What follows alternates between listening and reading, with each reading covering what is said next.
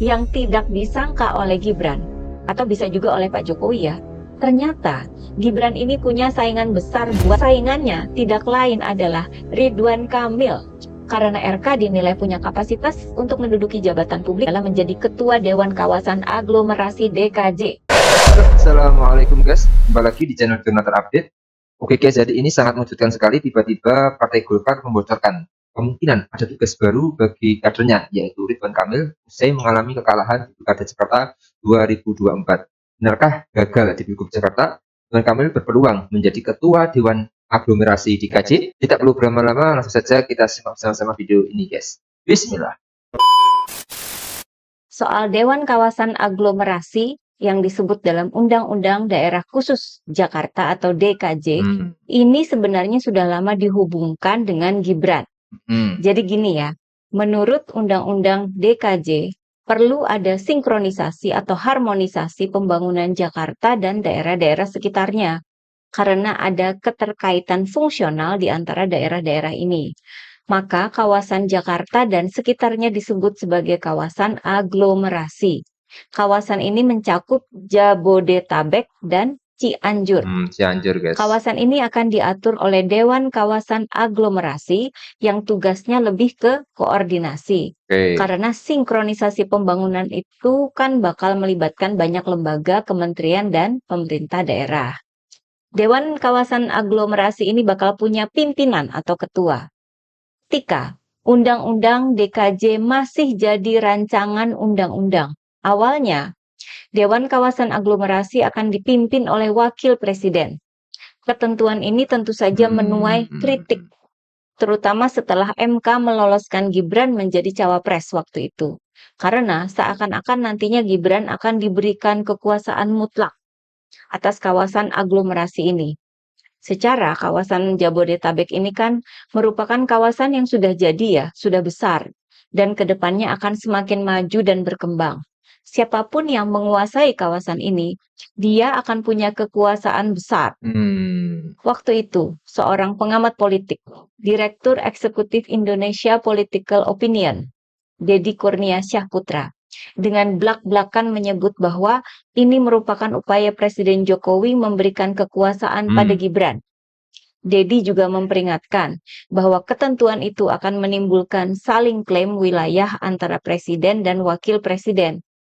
Dalam pembahasan RUU DKJ di Senayan, anggota DPD juga memperingatkan hal serupa, bahwa jika Wakil Presiden langsung mendapat wewenang sebagai pimpinan Dewan Kawasan Aglomerasi, maka akan ada potensi dualisme kekuasaan antara Presiden dan Wakil Presiden.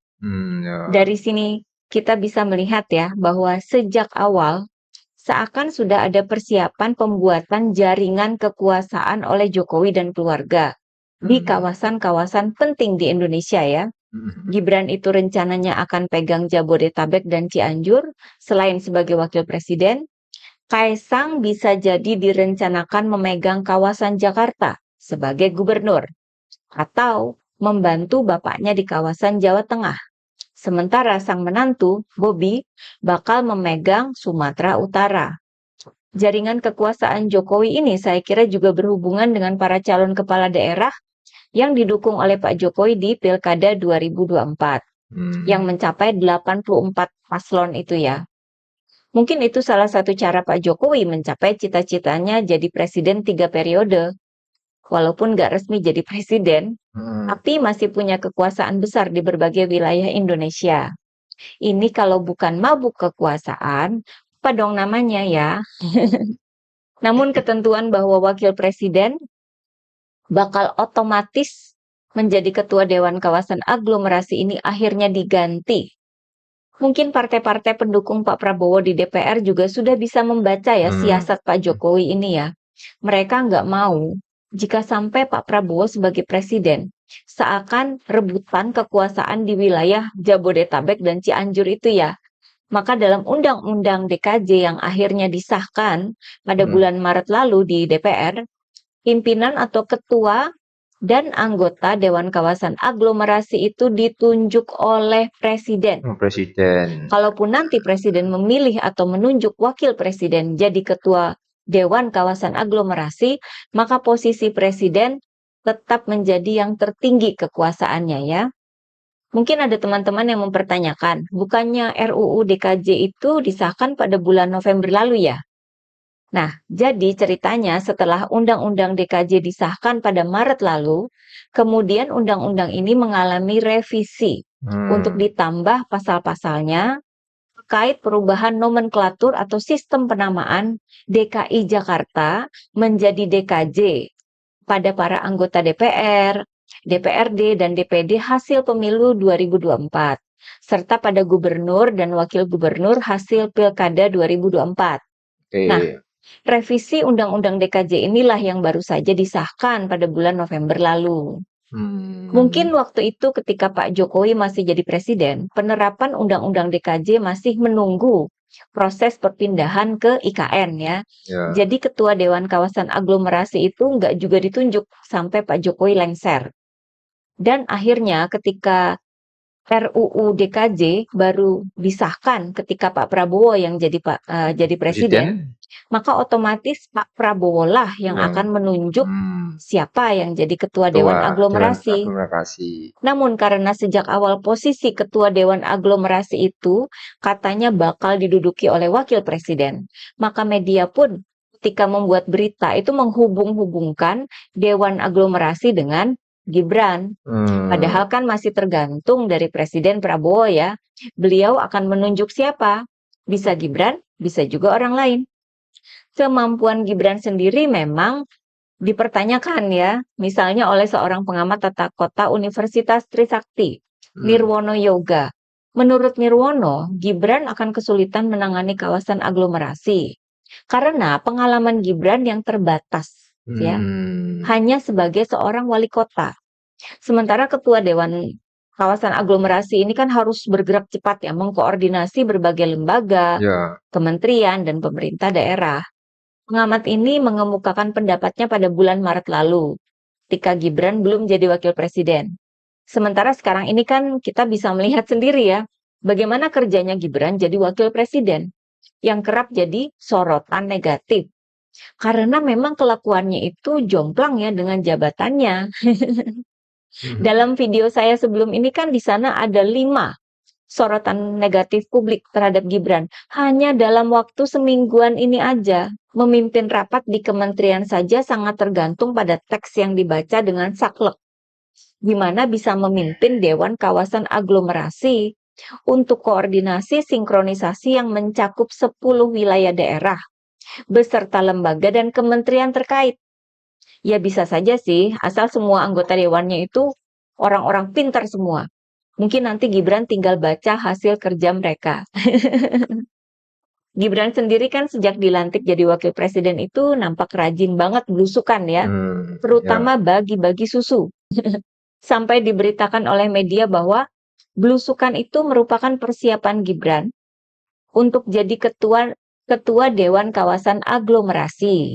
Seakan sudah pasti bahwa Presiden Prabowo akan menunjuk Gibran sebagai ketua Dewan Aglomerasi ya. Ya namanya juga pencitraan ya. Yang tidak disangka oleh Gibran, atau bisa juga oleh Pak Jokowi ya, ternyata Gibran ini punya saingan besar buat posisi itu. Saingannya tidak lain adalah Ridwan Kamil. Wacana ini muncul setelah pasangan RK Suswono mengalami kekalahan di Pilkada Jakarta. Dan akhirnya mereka juga tidak mendaftarkan gugatan pilkada di MK. Ada sejumlah media yang memberitakan soal peluang jabatan buat Ridwan Kamil setelah gagal di pilkada. Salah satunya di liputan6.com ya. Ada pernyataan dari Sekjen Partai Golkar bahwa RK punya peluang mengisi jabatan lain karena RK dinilai punya kapasitas untuk menduduki jabatan publik di suatu daerah atau suatu departemen. Contohnya adalah menjadi Ketua Dewan Kawasan Aglomerasi DKJ. Ini disampaikan oleh Sekjen Golkar pada hari Kamis lalu ya. Sementara berita serupa juga saya dengar dari podcast Bocor Alus Politik Media Tempo hari Sabtu kemarin. Ketika bicara soal kompensasi buat Ridwan Kamil yang mau menerima kekalahan di Pilkada Jakarta, salah satu host Bocor Alus menyebut soal rencana RK ditunjuk menjadi ketua Dewan Kawasan Aglomerasi. Sebelumnya memang ada wacana ya, menempatkan RK sebagai Menteri PU. Namun, karena posisi Menteri PU itu milik Partai Demokrat, dan sulit untuk menggeser Partai Demokrat dari kursi itu, maka pihak Tempo pun tidak yakin kalau Presiden Prabowo mau memberikan kursi menteri itu buat RK. Sehingga opsi lain yang sepertinya cocok buat Ridwan Kamil adalah menjadi ketua Dewan Kawasan Aglomerasi. Guys, ini gimana? Kalau teman-teman mau mendengar langsung di Bocor Alus soal ini, itu bisa dilihat dari menit ke-23 ya. Jadi nanti, walaupun dikalahkan oleh Pramono Rano Karno di Pilgub Jakarta, RK bakal jadi orang yang mengkoordinasi Pramono dan kepala daerah lain di kawasan aglomerasi itu. Saya kira sih cocok-cocok aja ya. Kan Ridwan Kamil itu punya kemampuan teknis, punya pengalaman jadi kepala daerah. Sementara kawasan aglomerasi itu kan sebagian merupakan bagian dari Provinsi Jawa Barat yang pernah dipimpin oleh RK. Ini kan pas. Ya, keren. Dan relevan pas, ya. Justru lebih relevan ketimbang Gibran. Apa pengalaman Gibran di pemerintahan daerah selain jadi wali kota? Beda dengan RK yang sudah punya pengalaman jadi gubernur, sudah biasa membawahi banyak daerah, kabupaten, dan kota. Biasa bekerja sama dengan para gubernur provinsi lain. Biasa mengkoordinasi urusan-urusan daerah. Artinya RK ini bakal jadi calon kuat ketua Dewan Kawasan Aglomerasi. Jauh lebih kuat ketimbang Gibran. Ya kalau sampai Gibran yang ditunjuk, itu sih publik pasti akan menduga ada Sandra lagi di balik batu. Pilihan politis itu namanya ya, bukan pilihan teknis. Apakah Pak Prabowo siap repot? Ya, rempong, karena Gibran pasti perlu dibantu kan. Namun ada pula faktor X yang tidak mendukung Gibran dipilih jadi ketua Dewan Aglomerasi ya, yakni soal pencitraan buat 2029. Jika Gibran menjadi ketua Dewan Kawasan Aglomerasi, maka akan lebih terbuka lagi panggungnya untuk upaya pencitraan. Sementara dari kasus program Lapor Mas Wapres yang akhirnya diambil alih oleh tim Prabowo, itu kan ada kesan bahwa Pak Prabowo hendak membatasi upaya-upaya pencitraan Gibran.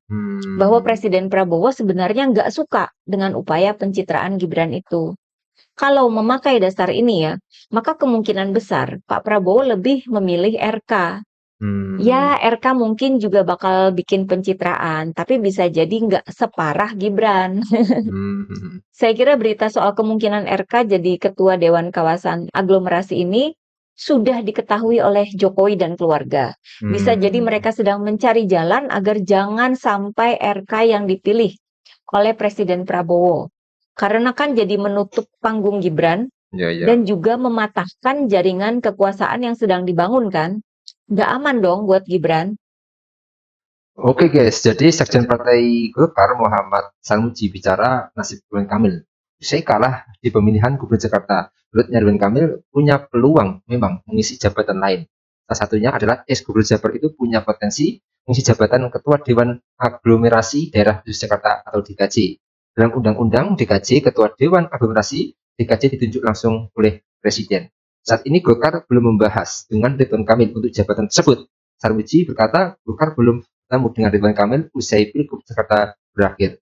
Dia menambahkan Golkar akan segera bertemu Ridwan Kamil usai memutuskan tidak menggugat hasil perhitungan suara Pilgub Jakarta ke Mahkamah Konstitusi. Mungkin itu yang bisa saya jelaskan untuk video kali ini. Bagaimana menurut kalian soal video ini? Tulis komentar di bawah ini ya guys. Saya pamit dulu. Assalamualaikum warahmatullahi wabarakatuh.